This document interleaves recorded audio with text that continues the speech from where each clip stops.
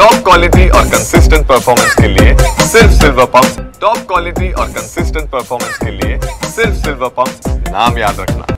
प्रथम महाशिवरात्रीच्या सर्व राज्यातल्या आणि देशातल्या भाविकांना मनापासून शुभेच्छा। पूजा पार पडली आणि एकच संकल्प केलेला आहे की हे जे भीमाशंकर परिसर विकास आराखड्याचं जे काम आहे हे काम लवकरात लवकर आमच्या हातून आणि सरकारच्या माध्यमातून पूर्ण व्हावं अशा प्रकारची प्रार्थना मिस्त्री क्षेत्र भीमाशंकराकडे केलेली आहे। आजही खरं तर या भीमाशंकर परिसरात पाण्याचा प्रश्न आजही होतो, निर्माण होतो, परंतु पाण्याचा प्रश्न आजही सुटलेला नाही। त्याचं कारण आहे कारण इथं 3 कायदे लागू होतात। एक फॉरेस्टचा कायदा आहे, एक अभयारण्याचा कायदा आहे आणि इको सेन्सिटिव्ह झोनचा कायदा आहे। या 3 कायद्याच्या मुळं ज्या वेगळ्या अथॉरिटीची परवानगी घ्यावी लागते त्याच्यामध्ये अनेक अडथळे होतात।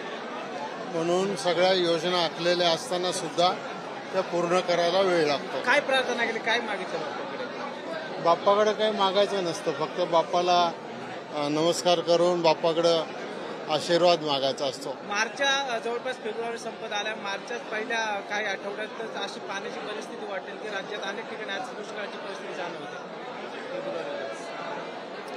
ती परिस्थिती खरी आहे की यावेळेला चांगला पाऊस पडून सुद्धा सर्वत्र पाण्याचे साठे कमी होत आहेत आणि त्याचा परिणाम कदाचित दुष्काळी परिस्थितीमध्ये होऊ शकतो। परंतु बघू, आम्ही लक्ष ठेवून आहोत। ज्या ज्या गावाला पिण्याचं पाणी कुठं कमी पडेल ते पिण्याचं पाणी पोचवण्याचं काम आम्ही करू। आपल्या भागातही टंचाई जाणवली कारण की फेब्रुवारीत पारा 35च्या पुढे गेलेला आहे। आता हे ग्लोबल वॉर्मिंग आहे, जगभर आहे। जे थंड देश आहेत त्या थंड देशात सुद्धा आता आपल्याला गरमी तिथं दिसायला लागलेली आहे। 40 पर्यंत त्याच्या पुढं सुद्धा हा पारा गेलेला आहे आणि सर्वत्र हे वातावरणाच्या बदलामुळं हीच परिस्थिती आहे।